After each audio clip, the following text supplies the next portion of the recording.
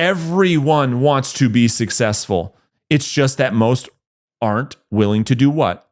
Pay the price. What is the price? What is the price? And he talks about this so elegantly in the book. The price, my friends, is what I call emotional stick-to-itiveness. Emotional stick-to-itiveness. The emotional discipline to stick to one thing when you're not getting results. You see, the manifestation of that is what I showed you in lesson number 1. Now we're going to talk about the mechanism that allows you to stay consistent in lesson number 2. And there's no better way to show you than this. And they talk about this in the book too. So on screen, this is illustrating the investment into the S&P 500, $10,000 invested into the S&P 500 over the past 20 years. And on the right-hand side here are the 10 best and worst days of the market during that period of time. And here's what's crazy about this, all right? Here's what's insane. When we look at this, if one person has the emotional stick-to-itiveness, the discipline to stick it out even when they're not seeing results, like we talked about, right? Like I did in my YouTube channel, like I did in my business, like Tim Heil talked about. He only sold 9 houses his first year, prospecting 5 hours a day. Most people would have quit. The investor that didn't quit, who would have put $10,000 into the S&P over 20 years, he didn't rip his money out and start something different when on the down days of September 2008, when everybody was leaving the stock market, pulling their money out. They didn't panic. They stayed invested the entire time. And that person would have earned $64,000 on their $10,000 investment. Missing just 10 of the best days. This is crazy. This is why this is so important. The emotional stick-to-itiveness in this lesson is so important. Missing just 10 days. Listen, in 20 years, that's not that many. 10 days in 20 years, the investment was less than half. The $10,000 in 20 years was only worth $29,000. Because when times got tough and they weren't getting the results that they wanted, they changed course. They said, I'm going to chase something different. And that money was only worth $30,000. If they missed 20 of the best days, it was only worth 17. If they only missed 30 days, 1 month out of 20 years, not a lot, they made $1,000. And then if they missed 40, 50, or 60 days, just 2 months out of 2 months out of 20 years of investing, they would have lost half the money. Well, what is the point? The point in lesson 2 is to put both lessons together. Is that if you can stick to one strategy consistently over time and have the emotional stick-to-itiveness to stick to that one thing, you can't help but win at a massive level. But if you allow your emotions to creep in, at the first sign of, oh, this isn't working, I'm not getting results after 3 months, 5 months, 6 months, like most realtors do, and then you change strategy, you're never going to see results. A matter of fact, you not only are not going to see results, you probably aren't going to make any money. Let me explain. So all of you have played roulette at some point, or at least you know what the game is. And so with the game roulette, explains this so good. Once you see this, you're not going to be able to unsee this. You'll never forget this, I promise, what I'm about to explain to you. You see, with the game roulette, there's a 48.6% chance that you hit red. But that doesn't mean that if you spin 10 times that you're going to hit red 4 to 5 times. Heck, you might not even hit red once. But that still doesn't change the odds, the percentages of you succeeding. Why? There's something you guys call the gambler's fallacy. And again, this is going to change your life. Watch. Let me read this to you. Here's what's going on. This is why agents don't have the emotional stick-to-itiveness. This is why most agents have shiny object syndrome. This is why agents bounce from one thing to the next, one team to the next, one brokerage to the next, one market to the next, and they can't stop because of the gambler's fallacy. Let me read it to you. The gambler's fallacy, also known as the Monte Carlo fallacy or the fallacy of the maturity of chances. This is the belief that if an event whose occurrences are independent or identically distributed has occurred more frequently than expected, it is less likely to happen again in the future, or vice versa. The fallacy, however, is commonly associated with gambling, where it may be believed, for example, that the next dice roll is more than usual likely to be 6 because there have recently been fewer than expected number of 6s. The term Monte Carlo fallacy originates from the example of this phenomenon in which the roulette wheel spun black 26 times in succession in a Monte Carlo casino in 1913. Doesn't change the fact of the odds. The gambler's fallacy can be illustrated by considering the repeating toss of a coin. The outcomes in different tosses are statistically independent. Listen, just stick with me on this and I'm going to bring it all home for you, okay? And the probability of getting heads on a single toss is still 1 in 2. The probability of getting 2 heads in 2 tosses is 1 in 4. And the probability of getting 3 heads in 3 tosses is 1 in 8. In general, if A is the event where the toss of the fair coin comes up, then it's still 1 in 2. Meaning, if after tossing 4 heads in a row, the next coin toss would run 5 consecutive heads, since the probability of a run of 5 successive heads is 1 in 32, a person might believe, here's what gets crazy, they might believe that the next flip would be more likely to come up as tails rather than heads. Everybody does this. Everybody believes this. This is why agents that cold call for a month and they don't get any results, they say, well, I'm going to do something different. Nothing's going to change here. But this is incorrect. And this is an example of the gambler's fallacy. They don't understand the long-term ratios based on the law of large numbers. The event, listen, 5 heads in a row and the event first 4 heads, then tails, are equally likely. Since the first 4 tosses turn up heads, the probability that the next toss is head is still 1 in 2. Has not changed. Well, Brandon, what in the world are you talking about? Why does this matter? Let me explain. I've got a little coin here for us. We're gonna actually play a little game so I can explain to you guys what's happening here. All right. So when I flip this coin, let me get some room on my desk here. When I flip this coin, if the coin lands on heads, we'll count that as a listing appointment set. And if it lands on tails, we will say that that was no listing appointment set. That was a quote unquote failure. All right. And so we're going to look at this as your daily prospecting results, if you will. Now, so I'm going to flip this. Okay. It's right here. I'm going to flip it. I'll be fair. Okay. So let's flip this. I'm going to flip this right now. So flip number 1. Okay. Flip number 1. We got a heads. We just set an appointment. Yay. So in the first one, we got a heads. Let's flip this again. Now, most agents, right? There's a story behind this. Let me just flip it again. Whoop, and we get a tails, so no appointment set there. Flip it again.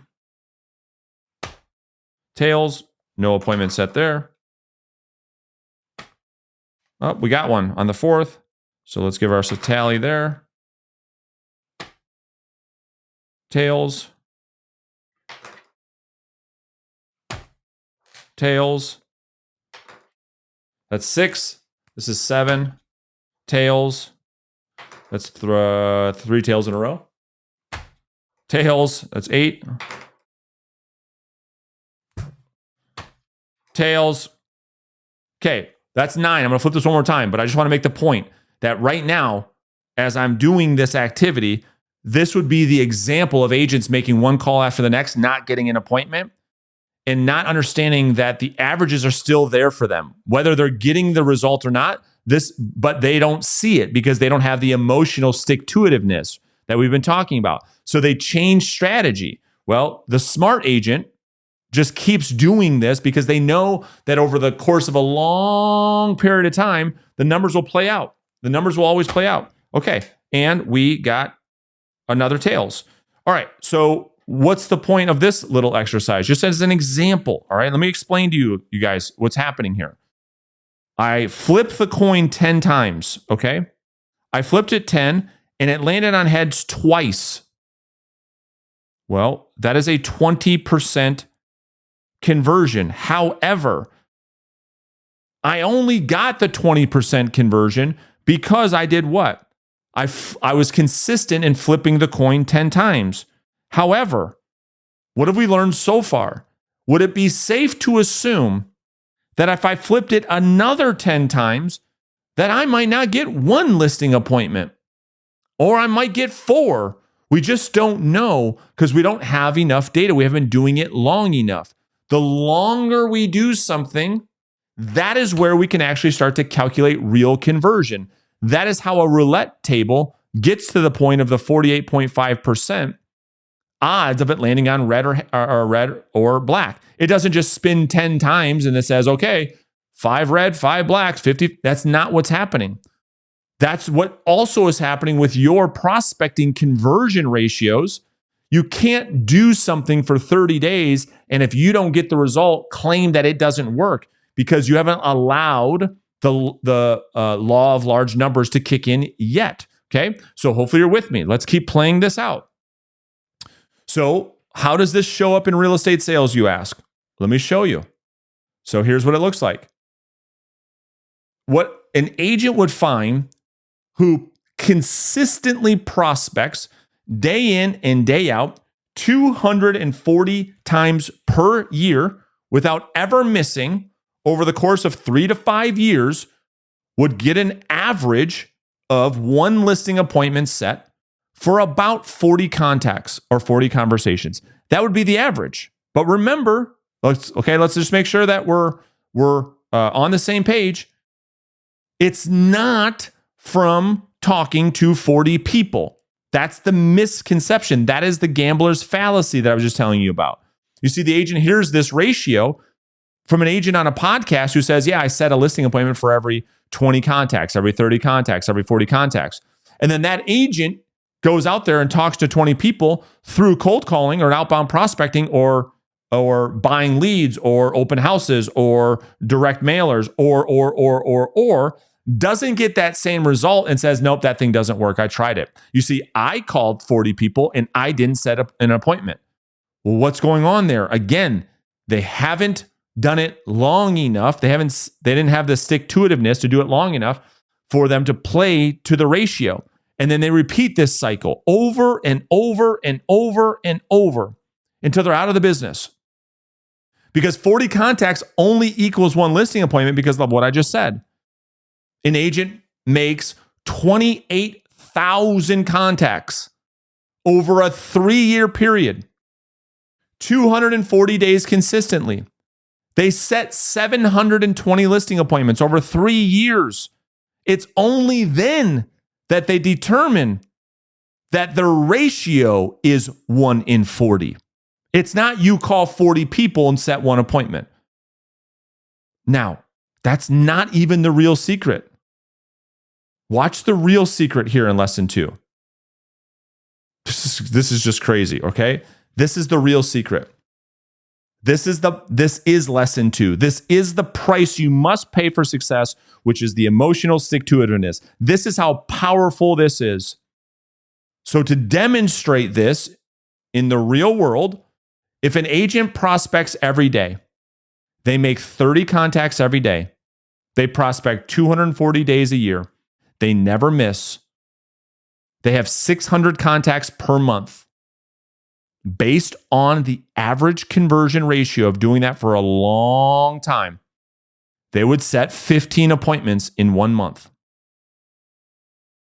Now, you can't do this once. I'm not going to repeat that. I'm not going to keep regurgitating the same thing. I think you get that point. They did it over a long period of time. As a result of that, listen, they meet with 11 people. It's a 70% conversion. They found that out by doing this for 3 years. They got this average. They took 6 listings, a 50% conversion ratio. They sell 4. That's 70% of the listings they take. As a result, this agent with this type of consistency earns $28,000 per month. They have an average commission of $7K. They would earn $336,000 that year. Would they do that in their first year? No, they would not. But here's the secret, okay? Watch. Here's the power of this, or rather, the lack thereof. Remember I showed you what would happen to that investor who invested $10,000 in the stock market, and when things didn't go his way or her way, that they pulled out the money, and what would happen if they missed just a couple of days of investing? The same thing happens to real estate agents every day. I've coached over 6,000 agents. I see it every day. Here's the power of this lesson. This agent misses just 1 day per month. Pretty consistent. So out of 20 working days, they prospect 19, but they miss 1. They have 1 day where they screw up. And just by missing 1 day, missing that one best day of prospecting, they missed out on 3 appointments because they didn't prospect that best day. And as a result, they didn't set 15 appointments, they set 12. They met with 9, they took 5 listings, they sold 3, and instead of earning $28,000, they earned $21,000. And for an agent that has that type of consistency, which is not perfect, but it's pretty good, they leave $84,000 on the table. This is not a lot. They're only missing 1 day. Let's be honest. How many agents right now of you guys watching this, how many of you are prospecting 22 days a month, which is every working day of the month, consistently without ever missing? We're talking about an agent who just misses the one best day, where before, you see on the 6th day, they don't know when this is going to happen, right? It's like the roulette table. The table is spinning. They're prospecting every day. They have 20 days of prospecting, but they don't set an appointment every single day, do they? It's random. We don't know when those days are going to hit. That's why consistency is so powerful. That's why emotional stick-to-itiveness is so powerful. Because look, if this agent prospects on day 1, they set an appointment. Yay, this thing's the best thing ever. Then they prospect on 2nd day, they get nothing. They prospect on the 3rd day, I get nothing. Most agents are like, oh, dude, this is crazy. I'm spending 3-4 hours a day. I'm not doing this anymore. And they stop. Not this agent, because on the 4th day, they set 2 appointments. On the 5th day, they set 3 appointments, so on and so forth. The next agent just misses 1 day and loses $84,000 for the year based on that behavior. What if an agent misses just 2 days? We're not talking about they only prospect half the time. We're talking about missing 2 of the best days per month. They would only set 10 appointments because they missed their 2 best days of prospecting.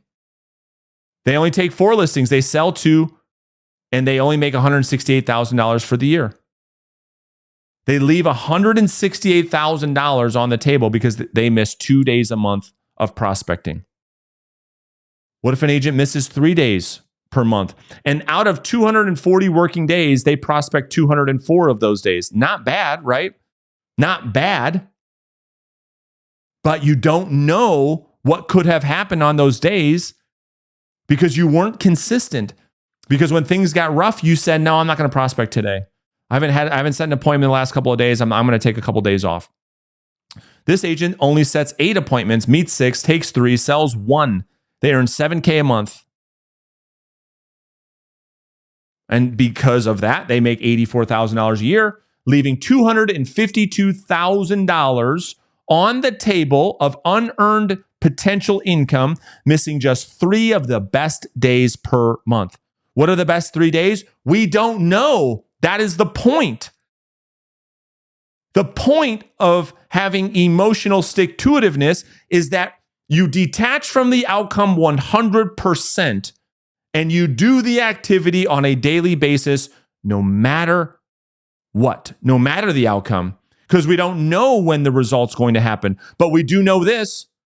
We do know this. We have to be spinning the wheel in order to get the result. If we're not spinning the wheel, if we're not prospecting, if we're not doing our job, then we don't put ourselves in a position to win.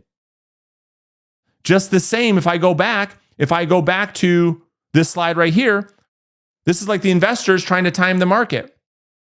They invest $10,000. They have a bad couple of days and they say, oh my gosh, this thing is tanking. They don't have the emotional stick-to-itiveness, so they change strategy. Let me go chase another shiny object, like most agents.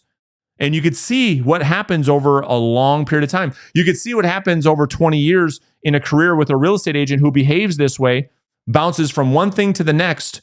When they don't see results quickly, they bounce to another strategy. If they don't see results quickly, they bounce to the next strategy.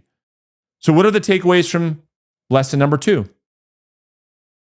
Do you have the stick-to-itiveness to persist when you don't get the result? Or do you allow your emotion to take over? Oh my gosh, I haven't set a listing appointment in 2 weeks. This just isn't working. I'm going to stop doing this and start doing another thing. And if I don't get a listing appointment in 2 weeks, I'm going to stop that thing and start another thing. And that's the vicious cycle of shiny object syndrome. You don't need the best strategy to win. You need a strategy that you can stick to every day without fail. That is what you need that will allow you to win long term. Lesson number 3, being rich is a trap. Okay, let's talk about it. Most agents want to do what? Let's just be really honest, like we do in all of these videos. They want to make a lot of money. Why? Why do they have the vision board with all the things? So they can buy a lot of things. Let's be honest. They want to make a lot of money so they can buy a lot of things because of their ego and their insecurity and wanting to keep up with those people around them. Well, let's break this down. So what's happening? Well, here's the truth. The truth is that creating wealth, real wealth, is the difference between the money you make and the money you keep. That's the difference between being rich and being wealthy. Wealth is the money that other people don't see that you have. But that's very difficult for us as emotional beings that are fighting this ego and fighting this insecurity, because we want people to know how well we're doing. So we need to make a lot of money. We need to work extremely hard to make this crazy income. Why? So we can blow it all on things to try and impress people. And here's the thing that the book talks about so well. Morgan talks about this. He said the problem with this, the problem with being rich, which is a trap, is as you elevate your income and you spend that income, you have to maintain that lifestyle, which is we're going to talk about in lesson 4 in just a second. And nobody thinks you're cool for the things you buy. They think the things you buy are cool. What does that mean? When you drive up at the light in the red Ferrari and you did it because you're seeking approval or affirmation from other people, you don't get it. They like the car, they think nothing about you. And people are doing it for the self-image, for self-ego, for their insecurity. If I get this fancy car, then people will think differently of me. Guys, I did it. And what ends up happening is you chase these things, and oftentimes when you get them, you say, wow, it wasn't worth it. It actually wasn't worth what I had to give up or sacrifice to get the thing, because you find out, wow, the thing actually brings me no happiness. People actually don't give a shit at all. And I actually have more stress now to maintain this Ferrari, all the maintenance and et cetera, et cetera, et cetera. I can't have my kids around it because I don't want them scratching the damn thing. And it causes you more angst than happiness in many cases. And so being rich, making a lot of money just to turn around and spend it all to impress people that don't care is the trap that we all fall into. Let's be honest. And wealth, which is what I believe that what most people, if they're being very, very honest, what they actually want is the money you keep from the money you earn, because you're buying freedom with that money. That's what we really, really, really want, is the freedom to do what we want when we want with those that we want to do it with. Is it not? Which brings us into lesson 4, which is, when is enough enough? Because most agents, like we just talked about, chase more for the sake of more because it's what they believe they should want versus what they actually want. They start in business with a goal of earning 6 figures, as an example. Then they hit that lifelong goal just to find out that there are other agents earning more. They find out, wow, there's agents making $250K. I want to make $250K. So they chase that because they start comparing themselves to the people on this, what we call imaginary ladder. And the book, I'm going to quote this from the book. Morgan says, there's no reason to risk what you have and need for what you don't have and you don't need.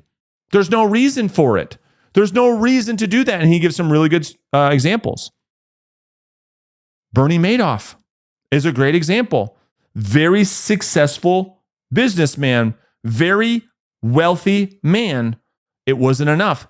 He had to get more money. So what did he do? Created the world's biggest Ponzi scheme and found himself in prison because enough was never enough. Because we couldn't settle that I'm going to get more for the sake of more. And oftentimes, more leads us to do things that are against our own core beliefs for the sake of more. I have another really good example. This happens all the time in real estate. And this reminds me of an agent that I coached about 6 years ago. It's a sad story.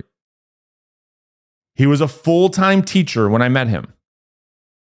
He was making $65K a year. We worked together for about 3 years. After that period of time, he was earning about $300K per year as a full-time agent. He was doing really, really, really well. He was able to pay off all of his debt. Things were going extremely well for him. Really good. He got out of a job that he didn't love, doing something he absolutely loved, giving him the income and the lifestyle that he always wanted for him and his family. After we got to that point, he stopped coaching with me, and we caught up about a year ago to see how things have been going. And I was shocked at what he said had happened. And the book reminded me of this, which I'm going to share with you. He told me he was a full-time teacher again. I said, what had happened? He said, well, I started joining all these mastermind groups, and they were talking about how to scale my income. So I started buying rental properties. I started a team. I bought a commercial building to house my team. I started having to buy all these leads and all these expenses to service the team. And my tenants, because I wasn't set up properly, they stopped paying some rent. I lost those rental properties. The team thing just didn't work out like I heard all these other teams were working out. I had to foreclose on my commercial building. I filed bankruptcy. I had to get out of real estate and get a job. When the whole time he was doing great. He went from $65K in his full-time job to over $300K full-time in real estate. He changed his entire life. He paid off all his debt. He was financially free, but enough wasn't enough. You see, comparison is the thief of all joy. He started joining these mastermind groups, seeing, okay, wow, these people, they got rental properties. I'm going to start doing that. Start buying some rentals, doing some flips. Ooh, a team. Oh, yeah, that sounds good. Let me do that too. Started hiring salespeople, bringing on staff. Oh, you can get actually your own office for this. Okay, I'm going to get an office for the team too. Well, I got to supply all these agents with all this stuff. And in many cases, it's a revolving door. Happens all the time. Enough wasn't enough. So the takeaways from lesson 4, be sure you're focused on what you actually want and not comparing yourself to others or focusing on what society leads you to believe you should want. So let's recap. Number 1, we have to focus on consistent action and delay gratification. Be skeptical of things that offer quick and easy results. Number 2,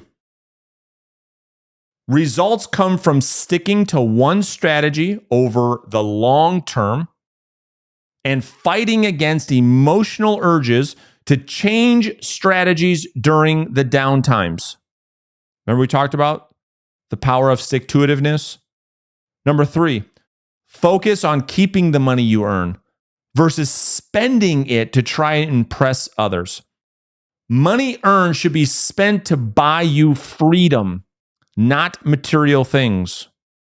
And then lastly, number 4, set and fight for goals that mean something to you and be sure you're not fighting someone else's battle.